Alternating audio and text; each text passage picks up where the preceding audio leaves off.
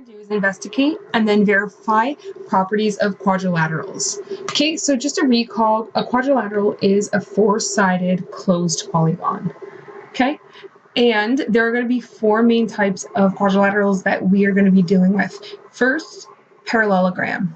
Okay, so in order to classify a polygon as a parallelogram or a quadrilateral as a parallelogram, we want to make sure that opposite sides are parallel. Okay, so opposite sides are all parallel. And then also opposite sides are equal in length. Okay, so this would be x and x length, and then maybe y and y. Okay, just know that parallelograms lead into rectangles. Okay, so a rectangle is just a special kind of parallelogram. So again, opposite sides are parallel. Okay, opposite sides are equal in length, x, x, y, and y. Okay.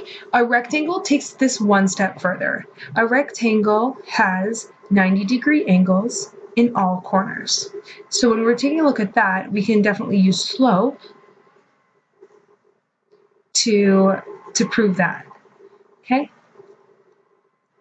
So far, parallel, we can use slope, so I'll just put an m. Okay, opposite sides are equal in length, we can do the distance formula. Okay, equal in length, parallel, adjacent sides are perpendicular, again we can look at slope. Okay, so two things that we really focused on here in like chapter 2, chapter 3, I kind of blend them, slope and distance. Now, a square is a special kind of rectangle. So again, opposite sides are parallel. Okay, with a square, all sides are equal in length. So that's where that length is going to really come into place. So length is distance formula, parallel is m. Then we can also compare the slope of adjacent sides. Okay, and those are going to be perpendicular as well. Okay, so opposite sides are equal in length, and then all four sides are equal. Now, a rhombus. A rhombus is just a square, and I remember that with the S at the end, a square on its side. So like just a square that's leaning over. So again, this is a parallelogram. Opposite sides are parallel. Okay, what's special about this is it's similar to a square where all four sides are equal in length. X, X, X, and X. Okay, the difference between a square and a rhombus is that a rhombus does not necessarily have those 90-degree angles in the corners. Okay, so to classify a quadrilateral, if you're given the coordinates, what you need to do is you need to calculate the distance between all the points and the slope of all the four sides, okay? What the distance is going to tell us is whether or not it's going to be either a square or a rhombus. Okay, so if all four sides are equal, it's going to be one of these. If two sides are equal, two opposite sides are equal, and then the other two opposite sides are equal, it's going to either be a parallelogram or a rectangle. Okay, and then if you find the slope, what this is going to let us do is it's going to let us figure out whether we have a square or a rhombus. So square will have negative reciprocals for the slopes. A rhombus will just have like the parallel for the opposite sides. Okay, and same with the parallelogram or the rectangle. Okay, pretty much it's just going to allow us to see if the adjacent sides are perpendicular or not. Okay, let's see an actual hands-on example now. The quadrilateral has these vertices, A, B, C, D. Let's verify that A, B, C, D is a parallelogram. Okay, so first of all, let's just graph this just to see what it looks like. So A is negative 2, 2. B is 3, 7. C is 7, 4. And D is 2, negative 1. Okay, so when we draw A, B, C, D, it's important to actually go around the outside and name it A, B, C, D. Okay, so we can't go across and we can't go A, B, C, D. Okay, it has to be smooth. It has to be all basically like in a circle around the outside. Okay, so Please note, in a parallelogram, opposite sides have the same slopes. So for this one, we're actually just solving for the slopes. So let's find the slope of AB. At 3 minus 2, 3 minus negative 2. Sorry, 7 minus 2. 7 minus 2, 3 minus negative 2. So I get 5 over 5, which is 1. Okay? Let's solve for the slope of BC. And please note that we can't solve for the slope of AC because AC doesn't connect. Okay? So it's BC. 4 minus 7, 7 minus 3. Okay? So 4 minus 7 is negative 3 over 3. I get negative 1. So we have 1 and negative 1 so far. The next slope that we're going to solve for is CD. We have negative 1 minus 4, 2 minus 7. Negative 1 minus 4, 2 minus 7. I get negative 5 over negative 5, which is just 1. So far we're good because the slope of AB and the slope of CD are identical. Okay, and let's just find the last slope, DA. Okay, so 2 minus negative 1, 2 minus 2. Sorry, negative 2 minus 2. So I get 3 over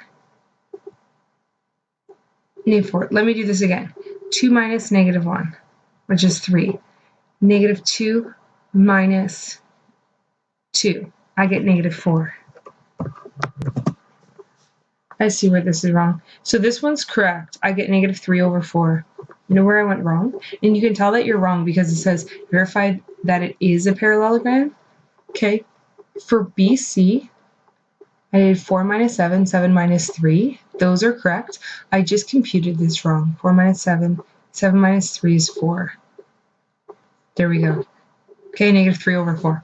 So we can say, therefore, because the slope of AB equals the slope of CD, because they're both equal to 1, and the slope of BC equals the slope of DA, because we got negative 3 over 4 for both of them, this is a parallelogram.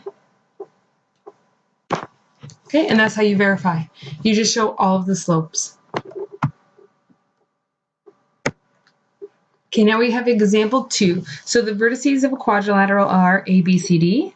This time, what we're going to do is determine what type of quadrilateral this is. So in this case, we have to find both the slopes and the distances, or the lengths. So let's draw this. A is negative 1, 0. B is 1, negative 2. C is 4, 1. And this time it goes around this way. A, B, C. And then D is 2, 3.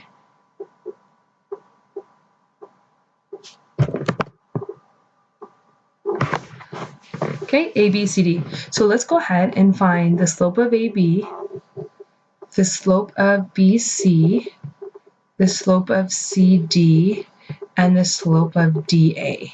So lots of practice with slope. Okay, AB, negative 2 minus 0 over 1 minus negative 1.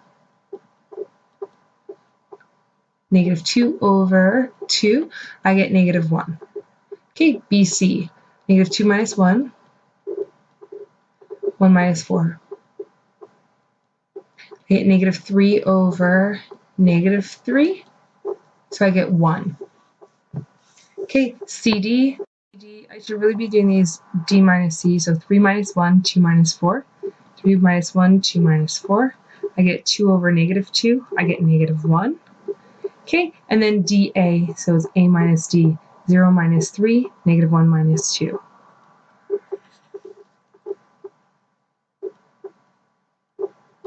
Okay, I get 1. So far we know all of the slopes. So because opposite slopes, so the slope of AB, and I'll do this maybe in a green. Okay, the slope of AB is negative 1, and the slope of DC is 1. So these are parallel. And the slope of AD is 1. Sorry, this is negative 1. Okay, and the slope of BC is 1, so these sides are also parallel. Okay, also, these are negative reciprocals. Okay, so to prove that, negative 1 times 1 equals negative 1, therefore they're negative reciprocals. Okay, that means that in these corners there are 90-degree angles. Okay, so what we can break this down into is we either have a rectangle or a square. Okay, we know that it's like a parallelogram, and a rectangle and a square are both parallelograms, but especially in this case, we know that there are 90-degree angles in all of the corners. So it's either a rectangle or a square, it cannot be a rhombus. So let's go ahead and find the lengths, the distances of the sides. Okay, so let's go the distance of AB. Okay, so difference in the x's, 1 minus negative 1 squared plus negative 2 minus 0 squared. That's 2 squared plus 2 squared again. 4 and 4 is 8. I get root 8. Okay, so AB, the length is root 8. Now, let's check BC. And after BC, we can pretty much conclude, but then we'll go ahead and just like finish all the steps. So what's the length of BC? So 4 minus 1, and then 1 minus negative 2. 4 minus 1, square that. 1 minus negative 2, and square that. So that's 3 squared plus 3 squared. 9 plus 9 is root 18. So for BC, I get root 18. So already I can conclude that this is a rectangle because AB does not equal, like the length of AB does not equal the length of BC. But I'm going to go ahead and show that CD, AD, BC, CD and DA are going to be the same length as the root 8 and the root 18. Okay, so DC.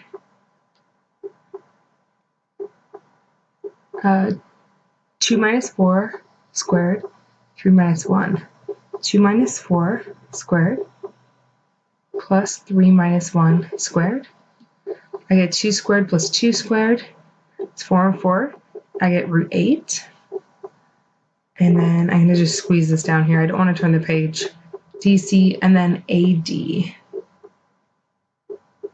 Okay, so this is root 8 on this side. AD, negative 1 minus 2 squared plus 0 minus 3 squared, which is 3 squared plus 3 squared. So 9 is root 18. So we can say, therefore, this is a rectangle.